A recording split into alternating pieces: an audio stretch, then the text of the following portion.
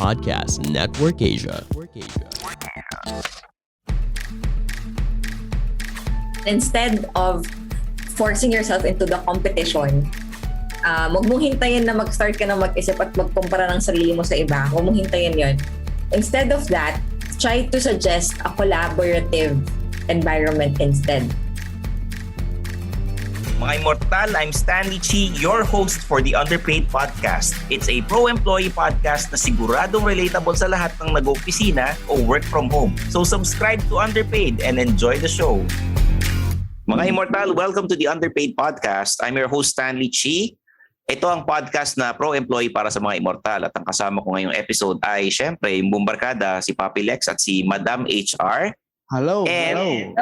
Syempre, alam mo naman sa lahat ng opisina, merong mga iba't ibang ugali ng mga empleyado. At ang pinaka-main focus natin this episode are the competitive employees. Diba? Sabi nga nila, competition brings out the best in everyone. Pero pag ikaw ay isang immortal, whether nasa abroad ka, nasa Pilipinas, competition brings out the kupal in everyone. Diba? Dapat yung sabihin ko, ako nga. Tama. Oo. Kasi let's face it, kahit naman gaano ka ka-competitive at gaano ka magpa-impress kay bossing na ikaw ang pinakamagaling, at the end of the day, ang kita ng kumpanya pa rin, si boss ang masaya. Kayo, pare-pareho sweldo ninyo. So, madam, is this an attitude problem, yung napaka-competitive? Ito ba, napaka-insecure niyang bata nung lumalaki at kulang sa pagmamahal ng mga magulang? Hindi. grabe yung yung background story agad nung immortal competitive. Ang dami niya agad pinagdaanan. Oo, kasi syempre, mga immortal, Nabuli ba yan nung bata? Oo, di ba? Ano ba to? Para lang sa isang lata ng sardinas, kailangan ba magpaligsahan sila? Maraming kailangan patunayan sa buhay. Pero hindi, alam mo, most of the time, it's not even the person eh. It could happen na parang you just happen to have an office mate na talagang sadyang competitive. Pero in most cases, it's actually a company culture situation. Na parang they were managed to be competitive that way. Which could also lead to something good. Kasi syempre magiging mas productive yung mga tao, and di naman talaga ang gusto ng mga negosyo, di ba? Pero somehow, especially if you don't manage it well, it's gonna become a toxic environment. Kasi lalabas yung mga ugali, mag-aagawan ng attention, magpapagalingan in a very counterproductive way na. Okay. Papi Lex, sa mga freelancer, syempre, normal naman that you're competing hindi lang sa prices, pagalingan din kayo sa services para kayo ang kukunin palagi. May mga repeat customers kayo. Yung competition nyo ba, umaabot sa pananabutahin na rin ng ibang freelancer, o yung competition nyo is friendly, walang siraan or walang mga side comment? Kasi imposibleng wala eh. Papi, meron at merong kupal eh. Oo. Totoo, meron at merong kupal. Lalo na yung mga talagang walang pakialam. Yung pakialam na for the sake na makuha lang niya yung client. Mm-hmm. Yung sipong sisiraan ka pa. Oo. Tipong gano'n. Tapos, kunwari, nalaman na ikaw yung kahagal niya sa supplier. Mm. Bababaan pa nung presyo nun, Papi, para makuha niya. Okay. Paano malalaman yung presyo? Nagkakatanungan ba kayo na, oy, magkanong in-offer mo kay ganito? Di ba, syempre, minsan quiet. Pag minsan, nadudulas yung kliyente. Parang, uy, ito na, si ba't ang babang bigay nito sa amin? Ganyan. Tapos, syempre, malalaman mo na siya ba yung puta, kupal yan. Parang ganun. So, parang malalaman mo na. Tapos, word of mouth din na malalaman mo rin sa ibang freelancers na talagang yung supplier na yon, yung talagang ganun ugali niya, talagang nalunulot, talagang nangungupal talaga. Sometimes nasulutan kasi, kahit magkaibigan kayo, pagdating sa trabaho, wala silang, walang personalan. Ano to eh? Kaibigan nga, nagkakasulutan sa babae, di ba? Yung kaya sa negosyo. Pagdating sa pera, iba talaga usapan no? Oo. May mga kaibigan ka ba dati na hindi mo na kaibigan ngayon dahil sinulot yung kliyente mo, Papi Lex? Kumbaga, ako forgive and forget. Parang kumbaga, Oo, parang sige, quits na yun, pero tanda mo yan ha. Forgive but never forget yung sa'yo pag Oo, ganun. but hindi, parang hayaan mo na, sige na, parang sige, okay, pero next time talagang, yun na, talagang Mag-iingat ka na. ingat ka na. Ganon. Okay. Madam HR, anong mga kumpanya na, yung mga different fields, yung nagiging competitive ang mga empleyado? Ito ba is, kailangan ba may hinahabol kayong quota? May mga bonuses ba ito? I think hindi particular industry pero baka functions, no? May mga things, may mga klase ng departments and roles na talagang kailangan maging competitive. Mm-mm. Number one, as in, I guess everyone would agree, with pinaka-prominent sales. Yes. Oo. Agawan ng kliyente, pataasan ng numbers, tsaka sobrang quantitative kasi ng trabaho nila. As in, everything they do is measured in numbers. Kahit number of calls lang yan, number of meetings they do, kayang-kaya mong i-measure. So, madaling i-compare yung performance mo sa iba. And yun nga, parang if you are in an environment na okay lang, wala na kaming pakialam sa numbers, we don't publish it to everyone. For as long as you hit your own personal target, okay lang. It's safe.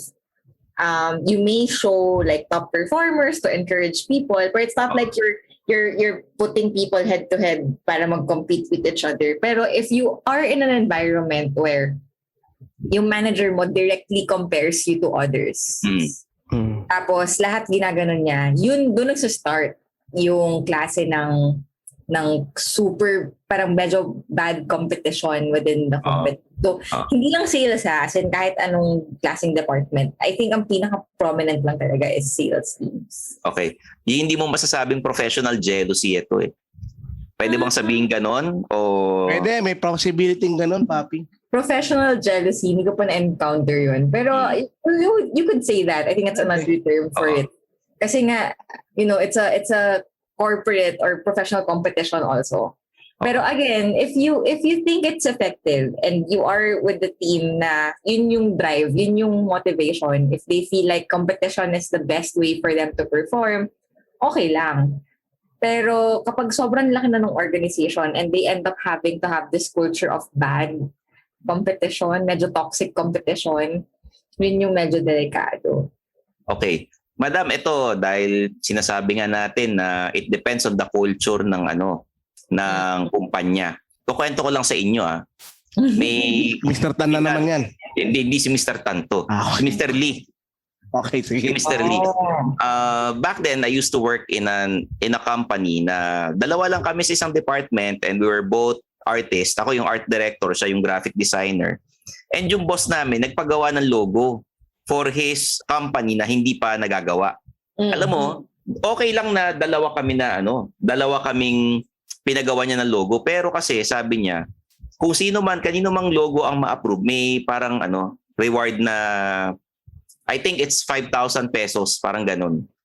May bonus na ganyan. So ako, nung nalaman kong ganyan na patay may perang involved, hinayaan ko na yung kaopisina ko kasi nararamdaman ko na he's very competitive. Ako yung Talagang lalaban talaga siya, parang gano'n. Oo, sa akin, sige, sa'yo na. 5,000 lang.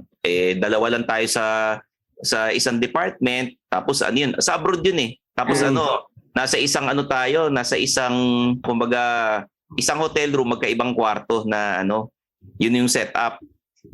So sa akin, mas okay na yung hindi kita kaaway. Sa'yo na yung premyo, hindi naman ganyang kalaki. But others thrive sa competition. Yes. Diba? Actually, minsan nga yung mga top performers, kasi nga sila yung mga medyo, magandang term? Medyo, hindi naman show off. Basta they wanna just, be known and be acknowledged for what they're good at, what they're doing. Mm-hmm. They enjoy competitions. So that's okay. And again, if you are in an environment that you encourage it that way, okay lang. Pero kasi hindi lahat ganun, yun yung problema. Like si Stan, magaling si Stan. Pero hindi siya yung tipo ng tao na hindi kikilos hanggat walang premyo, hanggat walang competition. Diba? Hindi lahat ng tao is motivated by that kind of thrill of a competition. Ang delikado rin kasi dyan is that too much competition can actually lead to stress and burnout. Kasi what if you're competing with someone that's above your level? As in, mas magaling talaga sa'yo di hamak. Tapos doon ka kino-compare ng manager mo. You will feel like you're never doing enough. Alam mo yung sagat na sagat ka na, sobrang stretched mo na. Tapos, ang tingin pa rin sa'yo, parang you're below the standard kasi yung competition mo sobrang taas. That's gonna end up as a very stressful situation for that employee that could lead to burnout, that could lead to the person leaving. Diba? So, yun yung medyo delikado when it comes to, bad culture of competition. Saka nagkakaroon na rin kasi ng ng pride issues na. Kunwari ang tinapat sa iyo alam mo namang matagal na sa industriya, talagang magaling, tapos ikaw up and coming ka. May pride yung kalaban mo na, hindi ako magpapatalo sa hayop na to. Or sino ba to, di ba? May mga ganun Hindi man aminin ng mga ng ibang tao, pero nangyayari yan. At minsan, pagpakiramdam nila na hindi sila mananalo dun sa up and comer na yan, hindi na sila sumasali sa competition. It happens sa sa mga contest, hindi lang sa opisina yan bilang isang stand-up comedian before, may mga competitions akong sinalihan din dati. And may mga ibang nag-pull out dun sa competition kasi ayaw nilang matalo. Ayaw nilang matalo sa akin. Ang mga atleta natin, yan sila Paing Nepomuceno, sinabi naman niya sa akin noon when I interviewed him, hindi naman lahat ng competition na sinalihan niya, nanalo siya. Sali lang siya ng sali. Iba naman sa opisina kahit naman may competition dyan, kahit naman anong mangyari, kumpanya nyo pa rin na makikinabang. Diba? Another negative effect of a negative or toxic competition is it will tend to lower the self-esteem of people na alam nilang hindi patas yung laban, hindi naman sila lalaban. Pero they're being forced to compete kasi that's the kind of culture the company has. So kahit anong laban mo, like I said earlier, it's gonna cause you burnout. All the more, it's gonna cause you your self-esteem. Kasi feeling mo, hindi ka na enough. Feeling mo, alam mo yun, hindi ka na suitable for the role, hindi ka na fit dun sa trabaho mo. And it's dangerous kasi not just for the person's employment but also for the person's mental health. So, kailangan ingatan ng companies yung mga ganyang klase ng competitions. Hi there, my name is Laika Maravilla. Has anyone ever called you a try-hard? Is trying hard a bad thing or a good thing? Let's talk about that in the Trying Hard with Laika Maravilla podcast. Brought to you by Podcast Network Asia and Podmetrics. Usually nangyayari yan sa sa mga quota company, may mga quota, mga BPO, ganyan. Mga BPO, yan doon nangyayari. Kayo freelancer, ganyan, competition yan. Kahit na sabihin mong sabihin natin na pare-pareho kayong wedding host. Magkakaibigan kayo. Pero at the end of the day, kataguan kayo papi, hindi kayo nagsasabihan niya na siyempre kanya-kanya kayong bala, parang ganun yan Oo. Kayo ba, Papi Lex, within the band, may competition pa ba kayo or wala naman? Depende. Kung halimbawa yung banda mo talagang tight kayo, talagang magkakaibigan kayo, wala. Pero kung tipon talagang merong bad crap doon, talagang hindi nyo kabisado ugali, possible yun talagang. Yun nga yung parang meron tayong nakarang topic na parang naungkat natin yung kunwari umuo na kay Stanley. Earlier tapos meron akong gig na mas malaking budget. Yes. Tatablay niya si Stanley. Kukunin niya yung sa akin. Si Stanley ang kawawa. Mahirap na mabibitin siya. May mga ganung tao. And pwede ba natin silang masisisi ba natin sila kasi other people are doing it dahil may binubuhay silang pamilya. Yung iba naman kaya very competitive is because kailangan nila yung bonus na yon. Masisisi ba natin sila na sometimes in a way na hindi na professional? No naman, hindi natin masisisi yung employee individually na sobrang competitive. Yung pupa level competitive. Hindi natin sila kasi one, yun nga, they're trying to strive for a higher role. They're hungry for learning. They are motivated, which is something that, companies are looking for in an employee. Like I said nga, all the more, mas may kasalanan dito minsan ang management. They have to sure that, okay, alam mo na mayroon kang ganong klaseng employee, you have to be able to control them, not to get to that kupal level. Mm-mm. Okay lang yung competitive, okay lang yung medyo bida-bida. Pero if they come to a point that they become jerks, diba, in the office, hindi na sila helpful. It's counterproductive. Kahit sabihin mo milyones yung pinapasok ng tao na yan, as a sales executive, kunwari, milyon-milyon yung pinapasok ng sales sa company mo. Pero if your 10 other members are not motivated kasi this one employee has been a jerk to them, imagine how much you're losing more than you're earning from that one person. Exactly. Diba? Okay. So, Tends to focus people on the wrong things din kasi na parang, okay, kapag may competition, numbers lang yung tinitignan. Hindi yung welfare ng mga tao, hindi yung overall growth ng mga teams. So, yun. So ano mga tips natin para sa mga immortal, Madam HR? Kasi para maiwasan itong unhealthy competition. Kasi ayun nga, unhealthy competition na hindi na siya professional jealousy at minsan nagkakapersonalan. Mamaya tatanungin ko yung Madam, yung kay Papilex sa mga freelancers side naman. Ito yung kay Madam sa mga immortal na mga full-time immortal. Oo, yan. So mga full-time immortal. I think when it starts to become unhealthy, the moment you start to feel like this is toxic already, don't be afraid to speak up that you're not comfortable working in that kind of environment. And then instead of forcing yourself into the competition, wag mong hintayin na mag-start ka na mag-isip at magkumpara ng sarili mo sa iba. Wag mong hintayin yon. Instead of that, try to suggest a collaborative environment instead. So instead of competing, you try to collaborate. Parang pag-isahin mo yung goal yung lahat.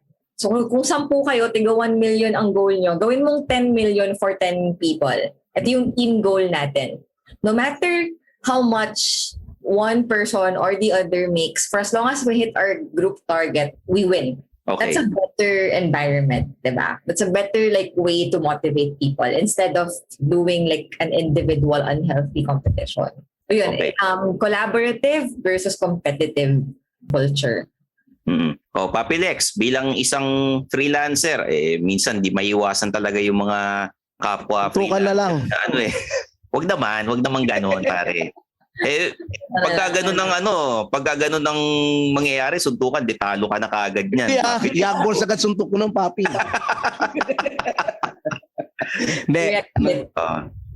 Kumbaga, sa freelance talaga naman kasi. Siguraduhin mo lang na may bala ka talaga kung makikipag-compete ka. At talagang siguraduhin mo na worth it yung pakikipag-compete mo. Dahil once na nakipag-compete ka at nakuha mo yung kliyente at hindi naman okay ang iyong trabaho, babalik rin sa iyo . Kumbaga, sabi nga nila, you must have the balls to prove it. Kasi hindi pwedeng word of mouth lang na, kami pinakamagaling na grupo, ganyan-ganyan. O kami ni ganyan-ganyan. Pero kailangan talaga sa amin, papi, alam naman natin yan, visual tsaka pandinig . Oo. So, dun talaga yung puhunan mo .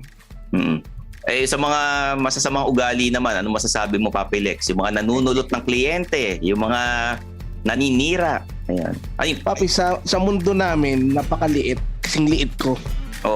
Kumbaga, word kakalat yan at mababadshot sila. Talagang darating din sa punto na wala nang kukuha sa kanila. Hello, people of the earth. This is Red, host of Bago Matulog with Red Olguero, wherein I don't use this voice. It's actually a late night show podcast. My guests are people who are very passionate about what they do, and we talk about that. So check it out on Spotify or wherever you hear your podcasts. Just search Bago Matulog with Red Olguero. Papilex, ano yung pinaka-grabe na paninirang ginawa sa'yo sa industriya nyo? Yung naalala mo lang. Alam ko naman na heartbreaker ka, nagpapaiyak ka ng mga babae, diba? So, alam ko naman yan na paasa ka talaga. No? So, ano pa yung ibang kinakalat nila? So far, wala pa naman ako na-encounter. Talaga, napaka-safe na safe. Kahit sa grupo nyo, sige. Wala naman. Talaga, may one time na, meron yung talagang, ito yung matindi. May one time, nalaman ko nga may kumuha ng yun nga ng kliyente. Oo. Ang sinabi daw niya, yung mga tao niyan, tao rin namin eh. Agad. Tinapatan ba presyo nyo? Oo, tinapatan. Mas mababa pa. Oo. Di ba usually pag out of town, double rate dapat yan, ganyan. Oo, syempre. Ang matindi doon, out of town, ginawa niyang Manila rate, basta makuha lang sila. Tapos presyong kaibigan pa. Oo. Tapos at sabi nga, ma'am, yung mga grupo ni Papi Lex, tao rin namin yan eh. Kami-kami rin yan eh. Gumanon po. So anong nangyari? Wala, kinuha. Hinayaan ko na lang. Kinuha rin yung tao mo. Hindi naman talaga. Hindi naman kagrupo yun. Talagang hindi naman tumutugtog doon sa grupo. Medyos lang. Medyos lang. Kasi ang sinabi ng kliyente yung kliyente na itong supplier na kinukuha ko, ganyan-ganyan, magaling to, from conservatory, ganyan-ganyan. Ang yun ang sabi nila. Ma'am, tumutugtog rin naman sa amin yun, pare-pares lang. Parang, alam mo, kaya naman nagkakaroon ng ganyang unhealthy competition. Nagkakaalaman kasi ng budget. Yes. Sa Tsaka, mga freelance world. No? Tsaka ang problema, yun nga yung parang pinaglalaban namin usually na parang magkaroon na ng parang pinaka ceiling ng rate. Hindi ka pwedeng tumaas doon, hindi ka pwedeng bumaba doon. Kumbaga lahat, pantay-pantay lang. Kunwari, kung mali na rate, ang mali na rate mo is 20,000 mo lahat. Ganang bababa ron. Kaya lang kasi may mga iba, bagsak presyo para lang makuha yung kliyente. Minsan wala silang pride sa sarili. Kaya hindi mo rin masisisi yung kliyente na pumunta doon kasi may kumakagat. May yung industry standard hindi sinusunod. Di ba? Yun, exactly, oo. So, ayan, sana mga immortal, kung kayo nasa isang kumpanya, huwag na kayo makipagkompetensya sa kanila dahil magkakakampi kayo lalo na nasa isang opisina kayo. Freelancers, be professional.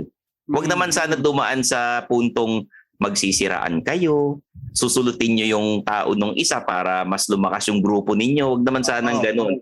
And napapansin ko lang kasi pagka halimbawa, freelancers, may mga parinigan pa yan na kung ako na lang kinuha nyo, di sana. Oo, di parang di ba? Nangyayari yan. Ay, kung kami yan. Oo. Okay yan. Parang ganun. Kung kami yan, tatlo na kami. Yun na yung presyo dun sa kay Papi Lex. Oo, ganun na ganun, Papi. Ganun na ganun. Diba?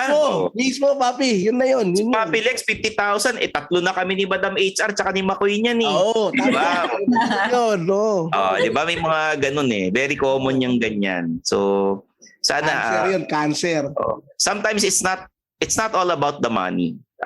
Makisama rin kayo and yung industry rate sana naman sundin niyo para naman umangat yung presyo ng hindi lang mga freelancers sa field ng music, pati sa arts, pati sa comics, pati sa sa mga kumpanya. And hindi ko nilalahat ito, Papi Lex and Madam HR. Napansin ko lang yung mga boss na nagpapa-compete ng mga empleyado are kadalasan Chinese na boss. Napansin ko lang Hindi ko nilalahat. I don't want to generalize. Gusto na naman si sister. May tatanong nga ako tungkol sa mga boss mo, Stanley. Ba't not ng boss mo Chinese? Alam mo, nung nag-uumpisa akong magtrabaho, fresh grad, syempre wala ka experience. Kung ano yung kumpanyang tumanggap sa'yo noon, titingnan mo kung okay o hindi. Iisipin mo, may magigain ba akong experience dito? Nagkataon lang na Chinese yung mga boss ko. Hindi ko alam. Nagkataon. Kasi sabi ko noon, ayokong magtrabaho ng Sabado. Ayokong magtrabaho sa Chinese boss. Yung nagtrabaho ko sa advertising agency noon sa Makati, hindi ko alam na Chinese yung may-ari. Kasi ang nag-interview sa akin, Pilipino. Yung mga boss ko doon sa department, Pilipino. Yun. Ito pa, may last pa. Totoo ba na kumbaga malaking karisma mo as bilang aplikante pag Chinese ka, lalo pag boss mo Chinese? Pogi points na ba yun? Hindi lagi. Hindi pa lagi. Not all the time. Siguro, mas mapapalagay yung loob niya sa'yo kasi pareho kayo marunong mag-Chinese. Wala siyang kausap na Chinese sa opisina Okay. Ang kausap lang niyang Chinese, kamag-anak niya, yung mga tao sa bahay, di ba? Tapos puro Pilipino yung mga nakikita. And there's this notion na pag Chinese, malakas kay boss to, pareho silang inchik So hindi naman. Yun. And competition, iba-iba kasi yung mga boss. Minsan, nangyari, atinista ka, atinista si boss. Hindi ka na masyadong yan. Pareho kayong same school kayo, di ba? Or it really depends sa kultura ng isang kumpanya. Pero, wala to each his own. Ako, I never like yung idea ng competition na lalo na magkakakilala kayo, magkakaibigan kayo. Hindi ko gusto yan magpagalingan na lang tayo pero huwag tayo mag-compete. You be happy for the other guy pag nakuha niya yung project. Pagka umangat siya, matuwa ka para sa kanya, di ba? Kasi may isang umangat lang sa inyo, yung buong industry aangat lahat Oo. Sa freelancer, ganun. Di ba nakakapagod yun na parang if you keep comparing yourself to others, may mas magaling sa'yo So, alam mo yun, parang kahit anong angat mo, may mas tatalbog sa'yo. May mga bagong papasok na talents.